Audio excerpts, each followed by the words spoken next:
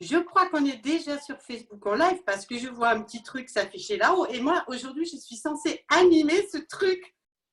Là, on est en direct et je perds complètement mes moyens. Je sens que là, ça ne va pas du tout. Oups, oups, oups, je vais commencer par fermer les yeux. Oh la vache. Là, je tremble de partout. J'ai mes oreilles qui sifflent. Waouh. Je laisse évoluer ça.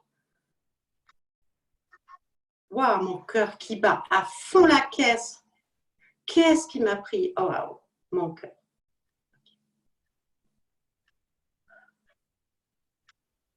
Ça se calme. Je sens que ça descend dans tout mon corps jusqu'à mes pieds. Waouh. Bonjour tout le monde. On est en direct sur Facebook. Salut. Bonjour, bonjour. Le thème aujourd'hui, c'est de savoir comment savoir qu'on est en perturbation. Alors, Sophie, je crois que tu avais un truc là-dessus. Justement, ça va mieux là? Bon, toi, ça va mieux? Ouais, là, ça va. Mais t'étais complètement bloquée, non? Ah ouais, complètement. Alors, j'avoue que là… non, mais t'arrivais pas à aligner deux mots, quoi. Tu cafouillais, En fait, je comprenais plus rien. Je savais même plus trop ce que je faisais là. Mais le fait d'avoir écouté ce qui se passe dans mon corps, là, ça va. Bon, et c'est ça, être en perturbation. C'est ça, être en perturbation. Eh bien, c'est exactement ça. En tout cas, pour moi, là, c'était clair. Là, c'était clair. Et tu aurais pu le faire complètement toute la séance avec le blocage, à ton avis? Non, je crois que je serais carrément partie. En fait, je pense que j'aurais dit je ne peux pas le faire. Je pense que j'aurais éteint peut-être mon portable. J'aurais dit je ne peux pas le faire. Ouais, c'est pas pour toi. C'est pas pour toi. Les autres, ils sont bons pour ça. Toi, tu n'as pas la compétence. Tu ne peux pas faire un truc comme ça. C'est pas comme ça, toi. Ben là c'est OK. Je pense que je pourrais peut-être même le refaire demain. On verra, tiens. Mais en fait, être en perturbation, en fait, ça arrive plein de fois. Et puis, réguler, c'est bien. Mais en fait, comment on sait comment on détecte qu'on est en perturbation? Parce que des fois, en fait, des trucs comme ça arrive tout le temps, quoi. Enfin, moi, ça arrive tout le temps d'être bloqué, de ne pas savoir, ou de ne pas avoir les mots, de ne pas savoir quoi dire. Ça arrive tout le temps, quoi. Moi, quand je suis bloquée, du coup, quand je crois être bloquée ou que j'ai un doute, du coup, je ferme les yeux et je regarde s'il se passe quelque chose. Et parfois, il se passe rien. Et puis parfois, il se passe quelque chose. Je me dis, au pire, je vais voir ce qui se passe. Au pire, c'est gagné pour la suite. Et au pire, il ne se passe rien. Et puis, je suis juste pas du tout bloquée et je continue, en fait. Ouais, pour moi, ça peut être ça. Ouais, le problème, c'est de se rendre compte qu'on est bloqué, en fait. C'est Natacha qui, depuis des années, utilise cette technique, qui sait, qui va quand même aller jusqu'au dernier moment, alors qu'elle aurait pu le faire avant, elle aurait pu le faire en différé, mais parfois, c'est sur le moment même, mais on a du mal à s'en rendre compte, quoi. Donc, c'est toute la difficulté de se rendre compte qu'on est bloqué, qu'on est perturbé, qu'on n'est pas juste en colère ou juste triste, quoi. Moi, personnellement, j'ai plutôt tendance à utiliser les mots que quand je m'entends dire certains mots, quand j'entends les intonations, c'est-à-dire que s'il y a quelque chose, voilà, moi je suis un peu grossière, alors ça va me casser les couilles, mais ça me casse les couilles, puis je passe à autre chose. Mais si putain, ça me casse les couilles, là je me dis, là il y a une attention, là, il y a un truc là qui est monté, vraisemblablement pour la personne d'ailleurs à côté de moi, c'était ce message-là. Et là, quand je m'entends là, qu'il y a de la violence dans ma manière de parler, je me dis que peut-être il faut que je ferme les yeux. J'ai besoin d'avoir ce petit truc avant pour me rendre compte qu'il faudrait peut-être que je ferme les yeux. Ça peut être aussi, par exemple, quand tu dis, mais en fait, c'est ma personnalité. Moi, je ne parle pas en public, c'est mort, quoi. J'y arrive pas, moi, je suis timide. J'ai toujours été comme ça, de toute façon, c'est simple. Et à l'école, c'était comme ça. Dans mes professions, c'était comme ça. Et je ne ferai jamais un seul live et c'est mort. Donc ça c'est un indice. Ouais, et il ne faut pas oublier que la régulation, c'est tout nouveau. Se rendre compte que nos émotions, on peut les libérer pour qu'elles puissent garder leur fonction de protection, c'est tout nouveau. Nos parents, ils ne nous ont pas éduqués comme ça. Quand on pétait un câble, ils pouvaient nous dire « Ah ben oui, non, mais elle est colérique. Ah ben non, elle, c'est une peureuse, c'est une peureuse. » Parce qu'ils ne savaient pas comment faire pour nous permettre de réguler. Maintenant, on sait. Ouais, donc en quelque sorte, ça veut dire qu'aujourd'hui, on peut très bien prendre comme repère ce qu'on faisait avant. Avant, on gérait quand on était en perturbation. Donc, si je vois qu'aujourd'hui, je vais gérer un truc, et ben là aussi, si je m'observe en train de gérer, par exemple, je sais pas, je vais me prendre du chocolat parce que je me sens pas bien ou je sais pas quoi, je peux me dire, ah tiens, je suis en train de gérer. Au lieu de gérer, je pourrais aller voir ce qui se passe dans mon corps. Mais ça peut être dangereux de revenir dans son corps pour certaines personnes aussi. Enfin, moi, je vois, il y a des fois où j'ai l'impression d'être dans une émotion tellement forte à l'intérieur que si je vais voir dans mon corps, c'est comme si c'était décuplé, amplifié en fait. Et donc, du coup, finalement, c'est presque plus facile de se dire, de gérer en fait quelque part, plutôt que de laisser faire le corps. C'est ça aussi qui est compliqué, ou de se dire tout simplement, bon, en fait, c'est une perturbation, mais j'ai besoin de vivre cette perturbation. Parfois, ça peut être tout simplement ça, c'est de se dire, ouais, mais je suis perturbée, mais ouais, j'ai bien le droit d'être perturbée, j'ai bien le droit d'avoir cette émotion-là. Et la difficulté, c'est justement d'aller au-delà de j'ai bien le droit d'être perturbée et de se dire, mais pourquoi j'irai là-dessus, en fait. En fait, peut-être qu'on se rend compte qu'on gère a posteriori. C'est-à-dire qu'on est stressé, on va se manger un carré, deux, trois, de la plaquette. Et c'est après qu'on se dit, ah ben ouais, sur le moment, ça m'a fait du bien. Mais finalement, là, après, ouais, j'ai mal au bide, quoi. Et c'est peut-être pas la meilleure solution pour moi, quoi. Quand ce qu'on a fait pour gérer n'était pas finalement, a posteriori, on se sent vraiment coupable.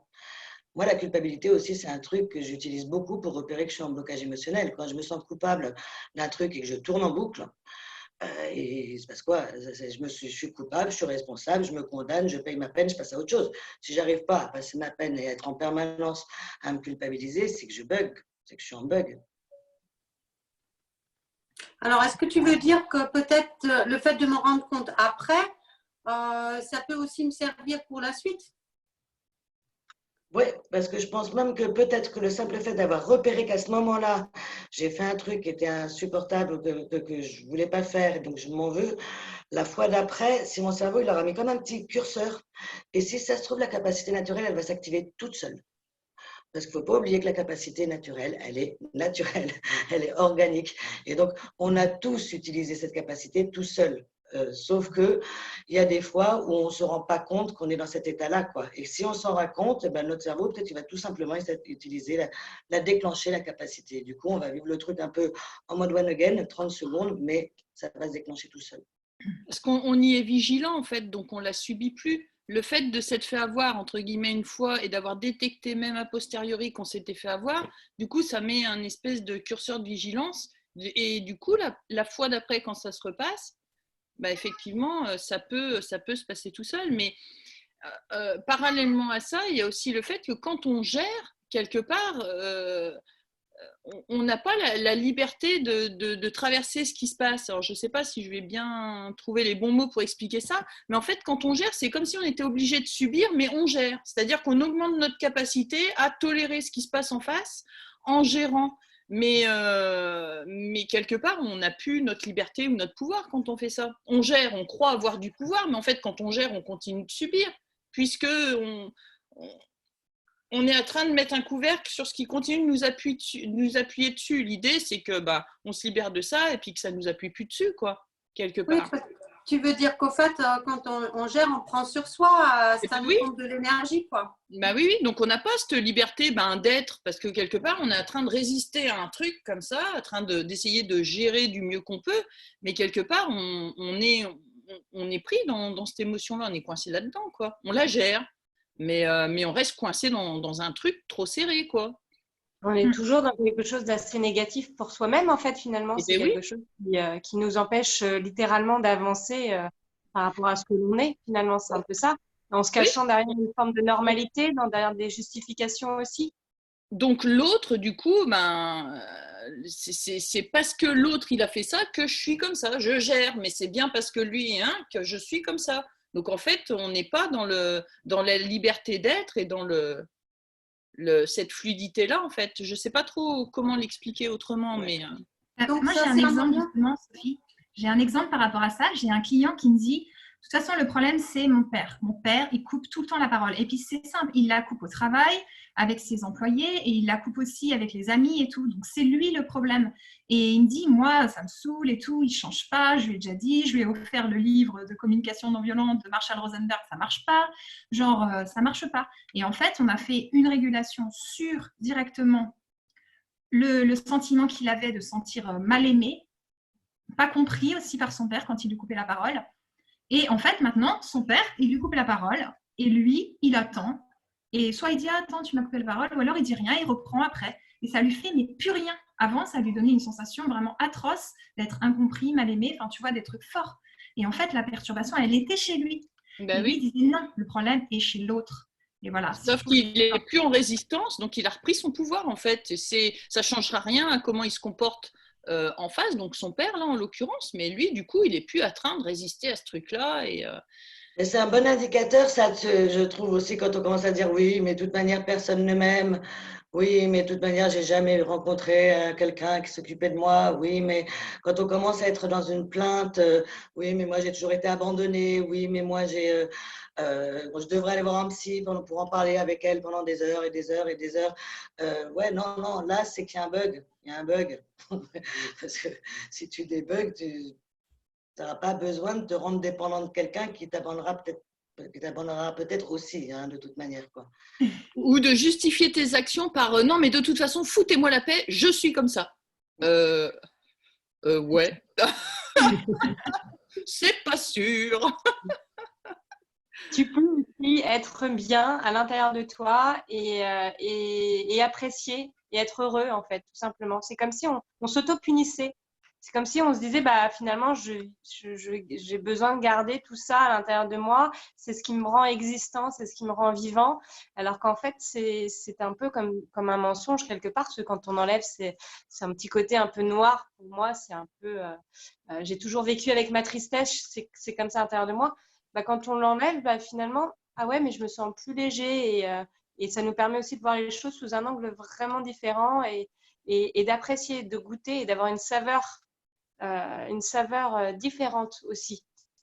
Un peu comme si on nettoyait les vitres de sa maison, en fait, et que du coup, si on nettoie les vitres de la maison, on peut vraiment voir ce qu'il y a vraiment derrière. Et là, le temps avance et on est déjà bientôt à la fin de notre quart d'heure nécessaire. Et Glantine, justement, une fois qu'on a repéré qu'on est en perturbation, tu peux nous remontrer comment on doit faire, s'il te plaît. Ouais.